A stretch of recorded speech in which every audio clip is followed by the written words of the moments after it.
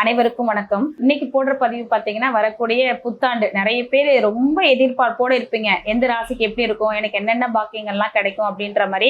முதல்ல இந்த உலகத்துல பிறந்த அனைத்து மனிதனுக்கும் எல்லாருக்கும் எல்லா பாக்கியங்களும் கிடைக்கணும் அப்படின்னு இறைவங்கிட்ட வேண்டிக்கிறேன். அதே மாதிரி எனக்கு இந்த ஜோதிட கலையை கற்றுக் கொடுத்த குருநாதர் ஐயா அவங்கள்ட்டையும் வேண்டிக்கிட்டு உங்களுக்கு வாழ்த்துறேன்.